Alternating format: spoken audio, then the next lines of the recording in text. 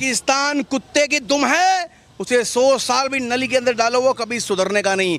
पाकिस्तान का केवल एक ही इलाज है, युद्ध युद्ध युद्ध और अभी के अभी तुरंत युद्ध।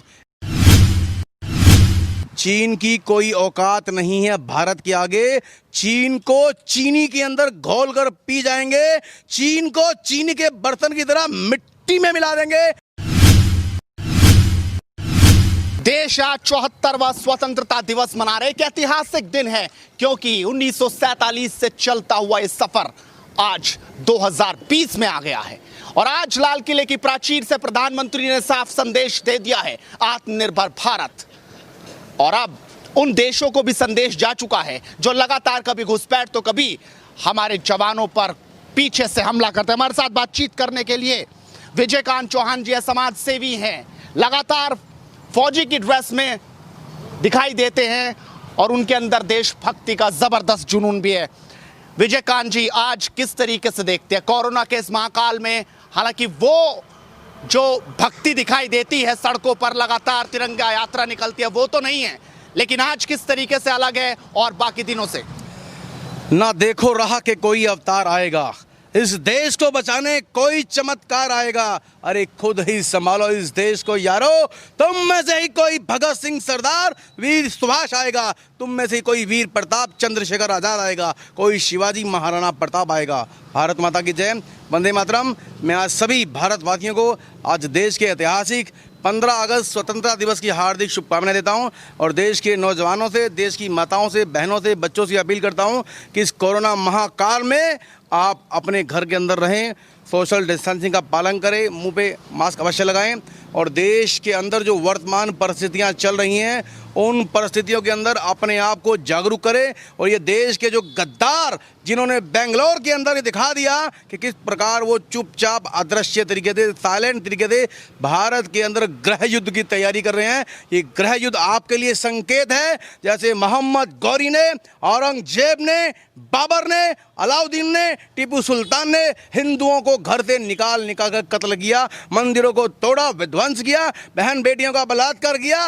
और लाखों हिंदुओं का धर्म परिवर्तन करके इस देश के अंदर एक ऐसा दर्द, एक ऐसी पीड़ा जो युगों तक हिंदुस्तान भूल नहीं पाएगा, वो हमेशा हमको दी है। आज भारत के अंदर योगी युग चल चुका है। पाकिस्तान और चीन लगातार हर दिन कभी घुसपैठ तो कभी हमारी जमीन पर कब्जा। इन दुश्मनों का क्या हाल होगा, कैसे सुधरेगा? चीन की कोई औकात नहीं है भारत के आगे।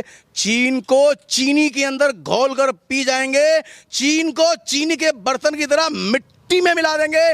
भारत के अंदर एक मजबूत सरकार, पहले लोग कहा करते थे कि मजबूरी का नाम महात्मा गांधी, मजबूरी का नाम कांग्रेस, आज कहते हैं मजबूती का नाम नरेंद्र मोदी और मजबूती का नाम हिंदुस्तान। हिंदुस्तान जिंदाबाद जिंदाबाद जिंदाबाद। चाइना, नेपाल, पाकिस्तान, तुम सबको मिट्टी में मिला देंगे, तुम्हारे नक्शे को इस धरती से नामो निशान मिटा देंगे। भारत एक उगता हुआ सूरज है, एक ज्वालामुखी है, इसे हाथ लगाओगे तो जल जाओगे, फट जाओगे, राख हो जाओगे। ये शांति प्रिय देश है, अहिंसा का समर्थक देश है, महात्मा बुद्ध का पूजा करने वाला देश है। अगर आप इस अहिंसा के पुजारी देश के ऊपर हल्की सी भी चिंगारी लगाने का प्रयास करोगे तो ये चिंगारी ज्वालामुखी बनके इस धरती के अंदर से तुम्हारा सर्वनाश कर देगी, तुम्हारा विनाश कर देगी, तुम्हें पूरी धरती के नक्शे से बिल्कुल मटिया मेट कर देगी। भारत महाराणा प्रताप का वंशज नौजवानों का देश है, छत्रपति शिवाजी का देश है, सरदार भगत सिंह आजाद का देश है और मंगल पांडे और नेताजी सुभाष चंद्र बोस के पद चिन्हों वाला देश है, जो ये कहता है कि तुम मुझे खून दो, मैं तुम्हें आज़ादी दूंगा और हर तरफ से घायल भारत माता को शांति दूंगा। हम अपने देश के लिए, अपने धर्म के लिए, अपनी मातृभूमि के लिए और शहीदों के मान सम्मान, उनके बलिदान की रक्षा के लिए अपने आप को मिटा सकते हैं और दुश्मन को घर में घुस के मिटा भी सकते हैं। ये देश उन महापुरुषों का देश है जो मर्यादा पुरुषोत्तम भगवान श्री राम की पूजा करता है।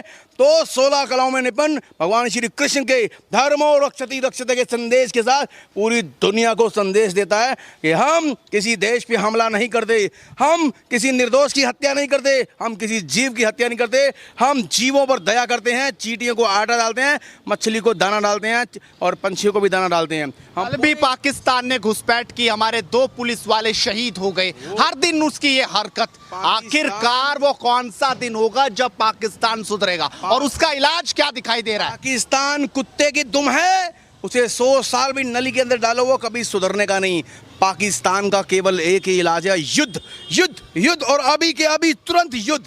एक युद्ध के प्रयास से ही उसकी पैंट गीली हो जाती है, उसके नेता धरती के बिलों में छुपने को मजबूर होते हैं अपनी जान बचाने के लिए, आतंकवादियों से बचने के लिए जो उन्होंने खुद भस्मासुर पाले हैं उनसे बचने के लिए, अपने देश की आवाम को बचाने के लिए वो केवल ढोंग करते हैं कि भारत हमला करने वाला है, भारत हमला करने वाला है। इसलिए नौटंकी करके हर हफ्ते कोई ना कोई छुटर पुटर घटना को अंजाम देते हैं जिससे भारत उकसावे में आके कुछ ऐसा बड़ा बयान दे कि देश के अंदर शिया और सुन्नी का जो मैटर है, शिया सुन्नी जो आपस में लड़ते हैं, जो भस्मासुर आतंकवादी पाकिस्तानी सरकार का तख्ता पलट कर सकते हैं, उस तख्ता पलट से बचने के लिए भारत के अंदर ये नौटंकी करते रहते हैं। लेकिन अब ये नौटंकी उनकी ज़्यादा दिन चलने वाली नहीं है।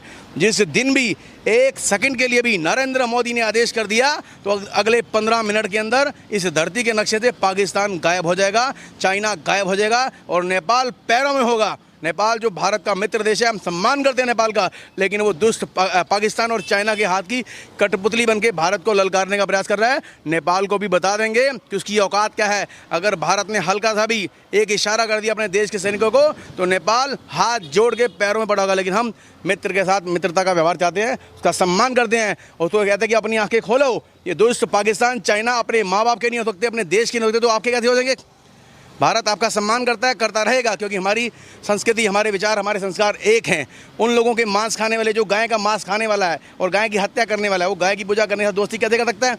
चाइना और पाकिस्तान गऊ का मांस खाते हैं और भारतीय गौ माता की पूजा करते हैं, नेपाली गौ माता की पूजा करते हैं। नेपाल का जो राष्ट्रीय पशु गौ माता है, तो गाय की हत्या करने वाले देश चाइना और पाकिस्तान के साथ नेपाल की दोस्ती कैसी हो सकती है? नेपाल के अंदर जैसे भारत के अंदर गद्दार हैं सेकुलर, उन सेकुलर का वर्तमान में राज है। वो सेकुलर कुत्ते जो कम्युनिस्ट हैं वो ही भारतीय संस्कृति से टकराने के लिए, नष्ट करने के लिए नेपाल के अंदर अलगाववादी विचारों को बढ़ावा दे रहे हैं और भारत के विरुद्ध दुश्मनी पैदा कर रहे हैं। और ये उनके लिए एक सवाल ये भी बना है कि आज हम 74वां स्वतंत्रता दिवस मना रहे हैं, लेकिन इस दौरान हमने ऐसा भी देखा जब चीन को हम जवाब देने की तैयारी करते हैं, जब लगातार देश के प्रधानमंत्री, देश की सेना लगातार अड़िग रहती है, तब देश में ऐसे भी नेता हैं जो लगातार ये बात करते हैं कि चीन ने कब्जा कर लिया, चीन कब्जा कर रहा है, चीन पे बहुत ताकत है, भारत कमजोर पड़ गया, प्रधानमंत्री जी माफी मांगिए।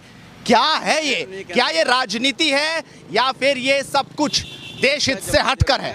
समय समय पर हिंदू जाति गर तू गलती करती ना, गैर ना तेरे राजा होते इतना कष्ट उठाती ना, पकड़ पकड़ के छोड़ दिया ये क्या गलती थोड़ी थी, मौका पाते ही उस गौरी ने आंख पृथ्वी की फोड़ी थी।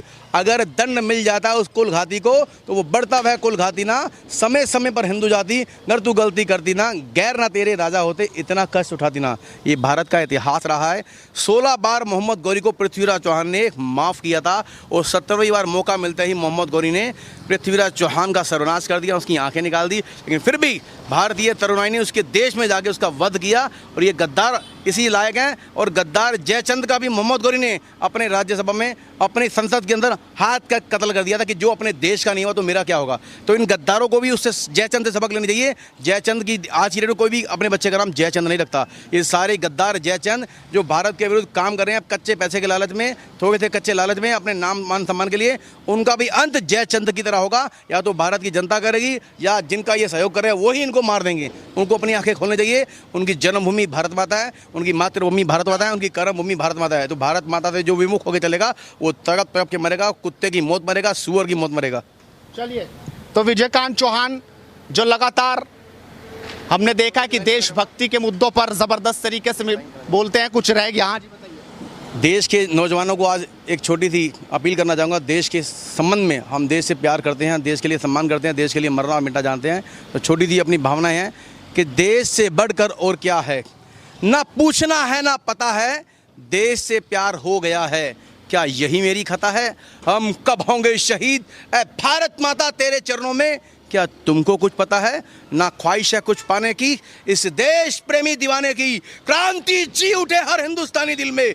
बस इतनी सी आरजू है इस नेक दिल परवाने की, इस नेक दिल देशभक्त परवाने की। मेरे दिल की आग बढ़ेगी हर दिल तक, मेरी क्रांति का यूं तराना गूंजेगा। चल पड़ा हूं मैं क्रांति के पथ पर, मुझको मेरे बाद जमाना ढूंढेगा, मुझको मेरे बाद जमाना ढूंढेगा, मुझको मेरे बाद जमाना ढूंढेगा। वो वक्त वो लम्हे कुछ अजीब होंगे, दुनिया में हम खुश नसीब होंगे जब वंदे मातरम मिशन के लिए हम शहीद होंगे।